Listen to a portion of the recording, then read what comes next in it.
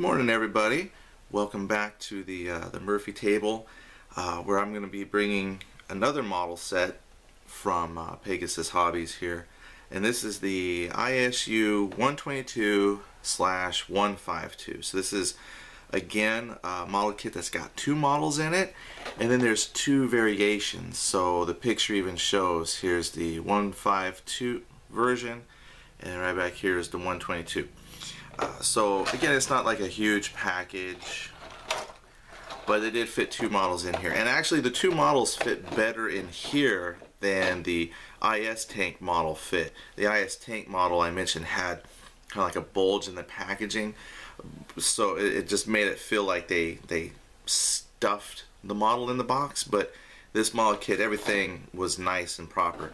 However, when it arrived, I was a little worried because, you know, I'd pick it up and it just sounded like, oh my gosh, there's a bunch of rattling pieces in here. So fortunately, when I opened up the box, everything was still on the sprues. So I already, just like I did with the IS tank, I already built one of these, so I left one on the sprue and then I built one so we can take a look at it. Again, you have your instructions. You know, I mentioned this with the IS video that, you know, most model kits do include instructions, and these instructions are very functional. You know, the parts are labeled, you know, they're numbered, the sprues are numbered. It's just most model kits are that way. I just have had an experience where when they're not labeled and then you're kind of left guessing as to which parts to use, it can be a real pain. So again, functional, not super detailed like you would get with a full model kit. This still sits in the range of you know, almost a model kit, but still more of a gaming kit. So it's functional. It might not be very pretty, but it works. It works. So the sprues, so again, just like the IS model, it did come on two sprues. Well, let me see here. Make sure if I remember right.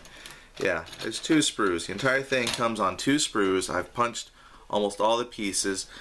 There is one piece left, and this was the barrel travel lock mechanism, which we will talk about that here in just a second. So two sprues, and then the upper hole, if I remember, the upper hole was attached, and I forget which sprue it was attached to, but the bottom hole was not attached, and it had the big piece on the back that I had to clip off.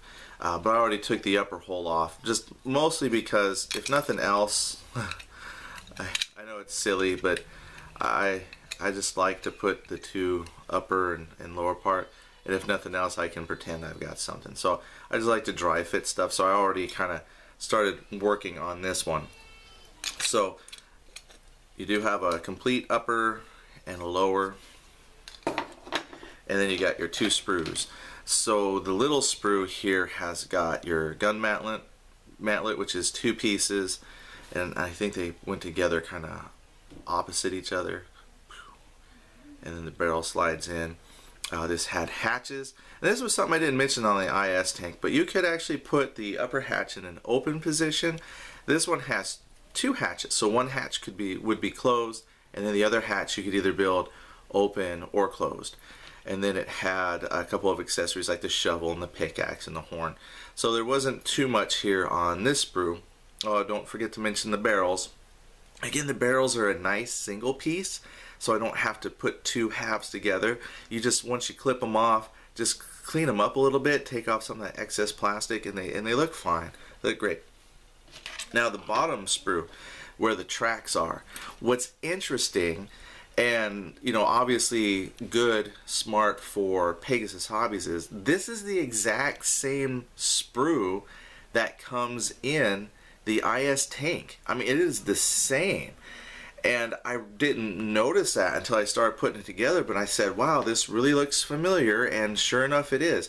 And that's why I said there's still the barrel travel lock here that my finger is kind of pointing to.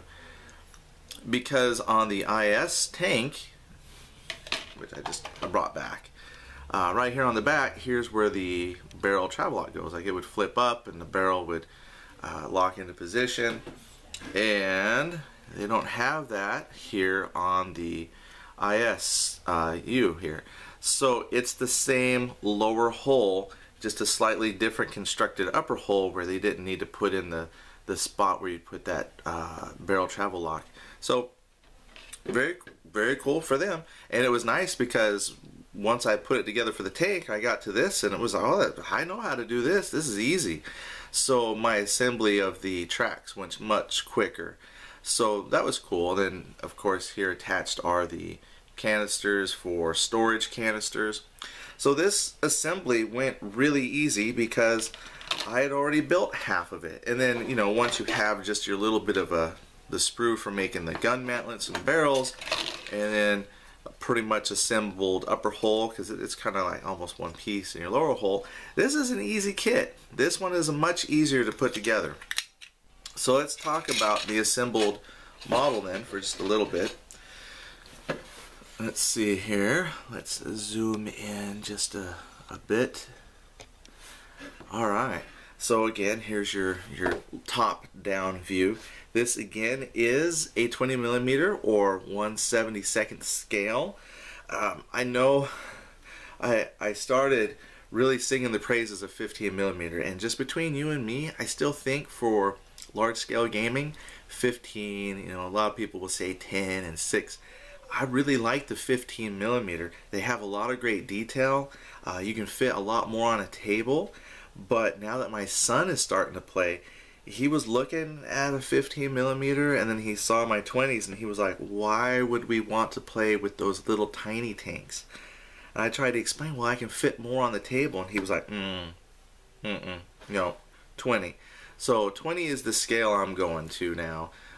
You know, someday maybe he'll go back to 15s, but for now it's 20.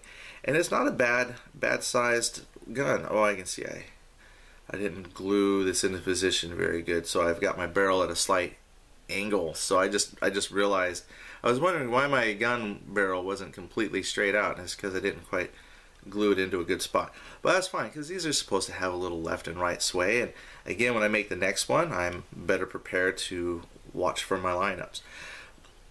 So now that we're, you know, doing a 20mm scale, this is a good kit too.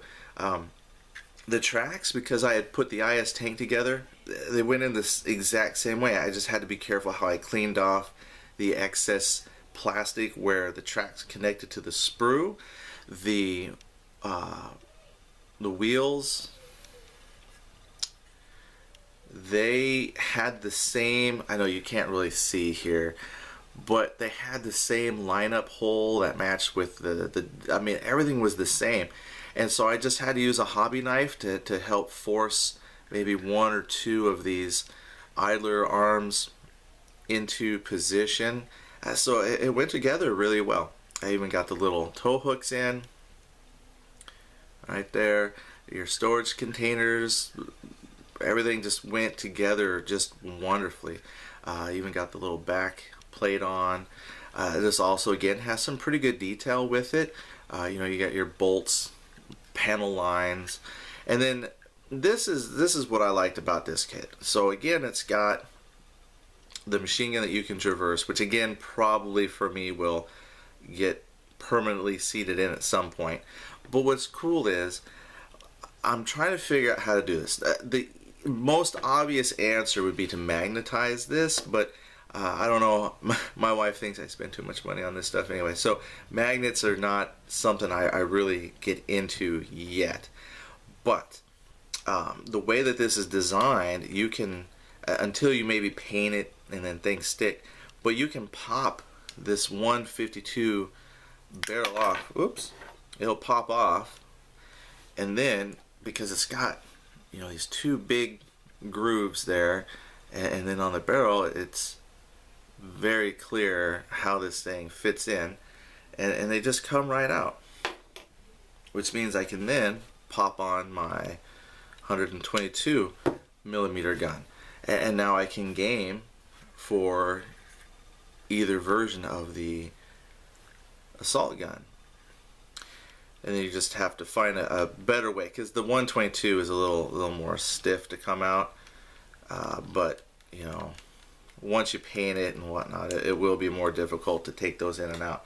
So if you could, highly recommend that you magnetize it. But I love when companies do that. Like with the Plastic Soldier Company, and you do the T-34, you can make the turret for the T-34 with the 76mm gun, or the T-34 with the 85mm gun. And I think that's fabulous because you just swap the turret, and if you have it magnetized, they swap out even easier.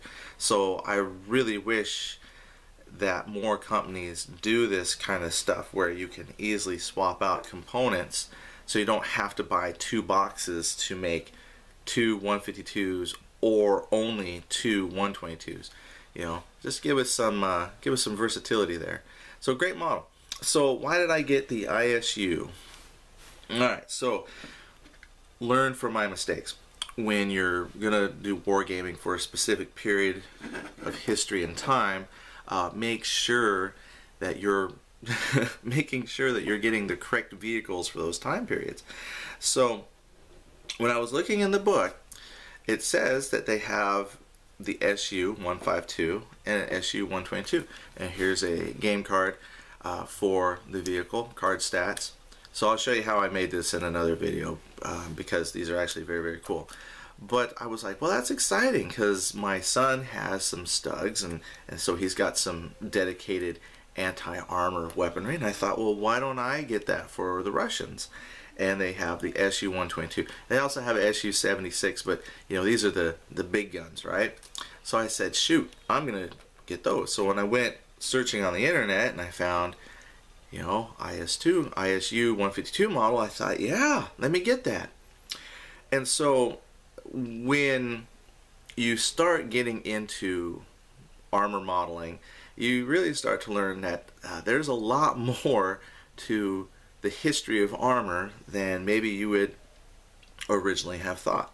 So apparently the ISU and the SU are completely different vehicles. Similar firepower, but the difference is the chassis on which they're built.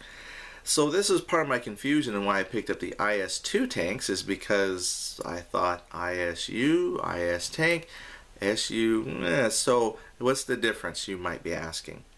Well, the SUs, 152 and 122, from my understanding, were built on the chassis of KV tanks. So when Germany invaded Russia, the heavy tanks that the Russians had were the KV series of tanks. And I don't have one to show you because I bought the wrong tank. But those were heavy tanks that shocked the Germans because they were not expecting to have a heavily armored and armed tank that would oppose them, and that, you know, helped them lead their designs towards tanks like the Tiger. So the KV tanks were big tanks. Well, then they eventually went on to make like a KV-1S, a KV-1E, you know, those were variants. And when the Russians started to develop some of these equipment, they made these assault guns, and they made the SUs are based on the KV tanks. So when those basically, you know, as things evolved, the KV tanks weren't quite as good as they'd want. So they eventually started making the IS, which was a souped up version of a KV-1, and then they made a dedicated IS-2. And then, because they had the assault guns, they took the IS tank chassis and just converted it to the IS versions. So, to simplify that, the SUs are built on KV bodies and the ISUs are built on the IS bodies. So, that's what led to some of my initial confusion as to what tanks were what. But now that I've put them together and did some research on Wiki, because, you know, Wiki's never wrong, I've learned quite a bit about tanks and whatnot. So these will just have to proxy for my KV-1Es and my SUs. So anybody who's at your gaming table who's a real armor aficionado will spot your, you know, wrong. You know, but hey, that's not. So you just gotta let them know, hey, I'm using these as proxy. But now I know. And that's actually a great way to learn some history there too. So hopefully match the card up with what you're looking at. So here's your Battle Group Kursk SU-152 proxy, because it's actually an ISU. But what that means is when I do move on to like Fall of the Reich, I'm all set because I have the appropriate models for that one. So anyway, thank you very much for watching and have a great day.